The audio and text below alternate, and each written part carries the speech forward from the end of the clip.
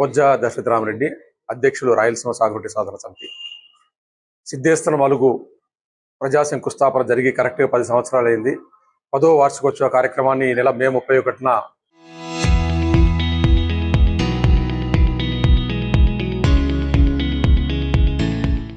చాబోలిమట్ట దగ్గర ఉన్న ఏఎస్ఆర్ కళ్యాణ మండపంలో నిర్వహిస్తున్నాం. ఈ సభను విజయవంతం చేయాలని చెప్పి అందరినీ కూడా, రాయలసీమ వాళ్ళందరినీ కూడా ఈ సమావేశానికి ఆహ్వానిస్తున్నాం. ముఖ్యంగా ఇది ఒక వేడుక కాదు, ఒక సంబరం కాదు.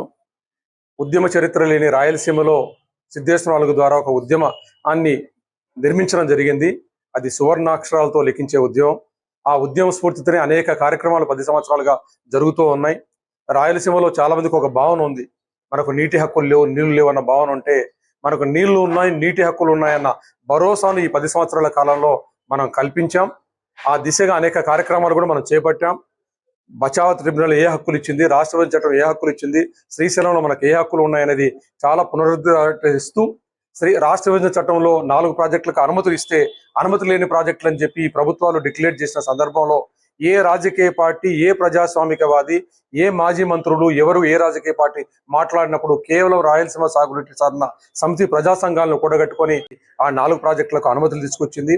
అదేవిధంగా శ్రీశైలం ప్రాజెక్టుకు 854 అడుగులకు నీరు ఉండేలాగా ప్రాజెక్టు డిజైన్ జరిగితే అంటే ఎన్టీ రామారావు గారు పోతిరెడ్డిపాడు నిర్మాణం చేస్తే ఆ ప్రాజెక్టు ఫంక్షన్ అయ్యే రోజున ఆయన వారసుడిగా వచ్చిన చంద్రబాబు నాయుడు గారు రాయలసీమకు నీళ్లు తీసుకుపోకుండా 834 అడుగులకు తీసుకుపోయేలాగా 1996లో జీవో తీసుకొచ్చిన అందరూ నోరు మూసుకున్న సందర్భంలో అది మా హక్కు అని చెప్పి సిద్ధేశ్వర మలుగు ఉద్యమంతో తీసుకొని పోయి ఈరోజు రూల్ కరువు 854 అడుగులకు తీసుకురాగలిగాం. అయితే అది ఇంప్లిమెంట్ అయితే జరగడం లేదు.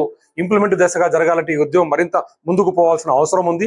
దీనికి ప్రధాన కారణం ఈ అంశాలు, మన హక్కులు అమలు కాకపోవడానికి మనం ఎన్నుకున్న ప్రజాప్రతినిధులే మన వేదిక మీద ఐఏబీ మీటింగ్ లో కూర్చొని మన హక్కులు నీళ్లు ఉన్నా కూడా కేసీ కెనాల్కు 2వ పంటకు నీళ్లు ఇవ్వలేమని చెప్పి డిక్లేర్ చేశారంటే ఎంత అజ్ఞానంతో, ఎంత బానిసత్వంతో ఈ ఎమ్మెల్యేలు వీళ్ళంతా, ఎంపీలంతా కూడా బతుకుతున్నారో స్పష్టంగా అర్థమవుతోంది.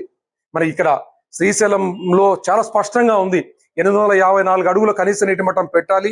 దాని మీద 60 టీఎంసీల నీళ్లు క్యారీ ఓవర్ ఉండాలంటే 874 అడుగుల్లో ఈరోజు 150 టీఎంసీల నీరు శ్రీశైలంలో ఉండాల్సిన సందర్భంలో కేసీ కెనాల్కు నీళ్లు ఇవ్వలేమని చెప్పే ఎమ్మెల్యేలు, ఎంపీలు ఐఏబీ మీటింగ్ లో కూర్చున్నారంటే అధినాయకుడి మెప్పు కోసం, అధినాయకుడి మాట దగ్గర ఎదురుగా మాట్లాడలేని నాయకత్వం ఈ రోజు ఉంది.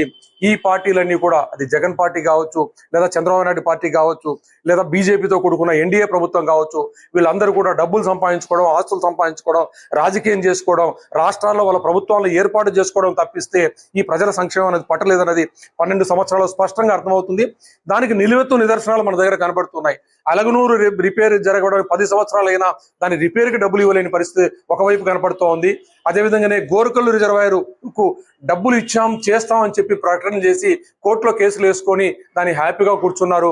అదేవిధంగానే బనకచెర్ల, పోతిరెడ్డిపాడు లేదా బనకచెర్ల నుండి 44,000 క్యూసెక్లకు పోయేలాగా రాజశేఖర రెడ్డి గారు, చంద్రబాబు నాయుడు గారు, ఎన్టీ రామారావు గారు పథకాలు తీసుకొస్తే ఆ పథకాల్లో 13,000 క్యూసెక్లు నీరు పారకపోయినా దాన్ని సరిదిద్దకుండా గోదావరి బనకచెర్లని ఒక ఆయన, రాయలసీమ ఎత్తిపోతల పథకం అని ఒక ఆయన చేస్తూ కుందు నదిని వెడల్పు చేసి 80,000 క్యూసెక్కులకు నేను నీళ్లు ఎత్తిపోస్తానంటాడు. ఎక్కడి నుండి నీళ్లు ఎత్తిపోస్తారు? బనకచెర్ల నుండి 44,000 క్యూసెక్కులు తీసుకోవడానికి గతి లేని సందర్భంలో వీళ్ళంతా కూడా డబ్బులు సంపాదించుకోవడం, ఆర్థికంగా బలపడము, ప్రజలను మాటలు చెప్పి మోసం చేసుకుంటున్న కార్యక్రమాలకు తార్కాణంగానే ఇవి నిలబడుతున్న సందర్భం మనకు కనబడుతుంది. నిన్న కూడా మహానాడు చేసుకుంటూ చంద్రబాబు నాయుడు గారు ఎన్టీ రామారావు గారికి భారతరత్న ఇవ్వాలని చెప్పి 27 సంవత్సరాల నుండి అడుగుతున్నారు. అదేవిధంగానే రాయలసీమ సస్యశామనం చేస్తారన్న మాట కూడా అదేవిధంగానే మాట్లాడుతూ ఈరోజు కావేరీ గోదావరి లింక్ అంటున్నారు.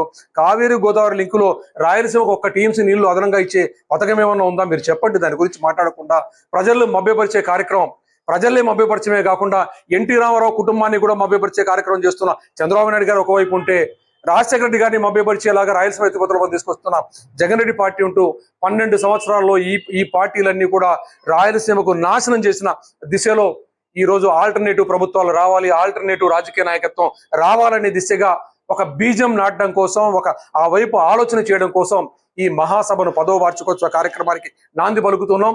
దీనికోసం ఈ రోజు రాయలసీమలో ఎంతో మంది గొప్ప గొప్ప నాయకులు పుట్టిన రాజ్యం అయితే, రాష్ట్రం, ప్రాంతం అయితే ఈ రోజు అనేక మంది ముఖ్యమంత్రులు ఉన్నారు. ఈ ప్రాంతం నుండి ఈ రోజు కూడా ఆరోగ్యంగా, ఆర్థికంగా బాగున్నారు. అనేక మంది మంత్రులు ఉన్నారు, రాజకీయంగా ఉన్నారు. అవకాశం వస్తే అధికారం చేపట్టాలని చూస్తున్న వాళ్ళంతా కూడా ఉన్నారు. కానీ ఒక్క మాట రాయలసీమకు అన్యాయం జరుగుతూ ఉంటే, రాయలసీమ నీటి వాటాను తెలంగాణకు ట్రాన్స్ఫర్ చేస్తుంటే, కడప ఉక్కు నిర్మాణం జరగకుండా ఉంటే, గుంతకల్లు రైల్వే జోన్ రాకుండా, ఈ రోజు రాష్ట్ర విభజన చట్టంలో ఉన్న ప్రత్యేక ప్యాకేజీ నిధులు రాకపోయినా, లేదా జాతీయ స్థాయి వ్యవసాయ విశ్వవిద్యాలయం రాకుండా, ఒక్క మాట రాకుండా గొంతులో విలక్కాయ పడినట్టుగా ఉన్న రాజకీయ నేపథ్యం ఉన్న సందర్భంలో వాళ్ళకు సిగ్గు రావడం కోసమైనా సరే ఈ రోజు కోస్తా ప్రాంతంలో ఉన్న నాయకత్వాన్ని ఇక్కడ తీసుకొచ్చేసి మన వైపు ప్రజాస్వామ్యబద్ధంగా మాట్లాడే వడ్డే శోభనాథేశ్వరరావు గారిని లేదా ఝాన్సీ లక్ష్మి గారిని ఈ ప్రాంతానికి తీసుకొస్తున్నాం.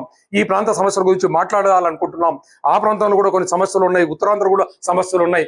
ఈ ప్రాంత సమస్యల పట్ల దృష్టి పెట్టే రాజకీయ పార్టీలు, రాజకీయ నాయకత్వం వచ్చేదానికి ఒక సంఘటితంగా పోరాటం చేయడానికి ఒక బీజం నాటుతున్నాం.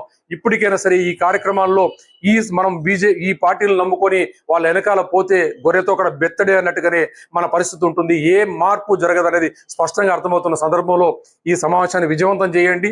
రాజకీయంగా కూడా ఆల్టర్నేటివ్ ప్రభుత్వాలు వచ్చే దిశగా చేసేదానికి బీజం నాటుతున్న కార్యక్రమం ఈ మూడు సంవత్సరాల కాలంలో ఏ విధంగా మారుతుందో తెలియదు. కానీ తప్పకుండా రాయలసీమకు వెనకబడిన ప్రాంతాలకు, ఏ ప్రాంతాలకైతే అన్యాయం జరుగుతుందో ఆ ప్రాంతాల పట్ల ఆలోచన చేసే రాజకీయ పార్టీ అధికారంలోకి రావడానికి ఎవరైనా ముందుకు వస్తే వాళ్ళతో కలిసి పనిచేయడానికి, వాళ్ళకు మద్దతు తెలియజేయడానికి పునర్నిర్మాణం చేసే కార్యక్రమానికి నాంది పలుకుతున్నాం.